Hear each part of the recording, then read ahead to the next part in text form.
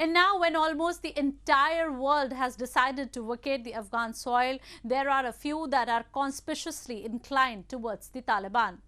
China appears to be excited about legitimizing the terror group. Pakistan has always been its nurturer.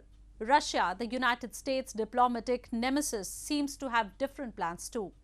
On the other side, countries like India that have played a key role in nation building of Afghanistan are evacuating its citizens despite the fact there might be something devious brewing up between China and Pakistan, who haven't been able to break into its sovereign territory through several tricks and tactics.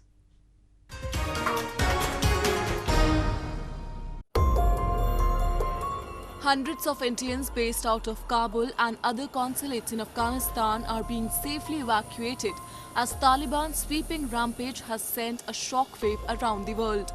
And this has not just happened post 15th August when Kabul fell to the militants. New Delhi, in an anticipatory move, had already started calling back its citizens in wake of deteriorating situation in the country. This week, 170 people, including the Indian ambassador to Afghanistan, were evacuated amidst growing threats of the insurgent group targeting the diplomat missions in the country. You cannot imagine how great it is to be back home. I tell you, after 2 weeks of very intense work, very complicated situation, having to take decisions and work in conditions that were very unusual. I'm very happy, and I think the whole mission is very happy that it's finally over. Several Indians are still stranded in the country, but New Delhi has assured all of them that they would be brought back under all circumstances. The current situation in Afghanistan is particularly different for India as there are many external forces and proxies that have been trying to sabotage Indian endeavours in Afghanistan. India has invested millions of dollars in development projects across Afghanistan, and that has improved the bilateral relations between two nations significantly over the years. Experts say Pakistan and China, who have not been able to affect Indian position despite their collaborated effort, would want to sway Taliban in their favour to counter India. They both have also hinted at recognizing the state of Taliban. And it might become a three-pronged war for India in Jammu and Kashmir and Ladakh, where the other two have already been trying to barge in.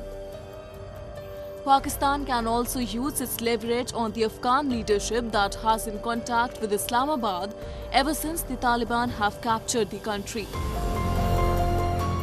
در این مرحله توقع ما از دولت پاکستان ای بود تا از نفوذ خود بالای تحریک طالبان استفاده کنند، جلو خشونت، جلو خونریزی، جلو تشدد علیه زنان افغانستان، کودکان افغانستان و مردم افغانستان را بگیرند.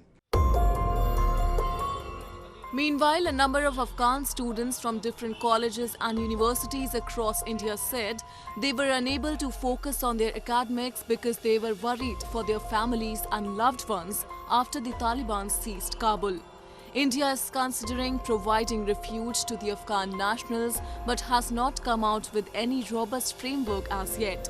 Minorities, however, who are at the risk of being targeted by the Islamist group already have a law in place to seek refuge. Indian position in United Nations too remains unambiguous, where it has reiterated that terrorists are terrorists no matter where they come from or how they operate.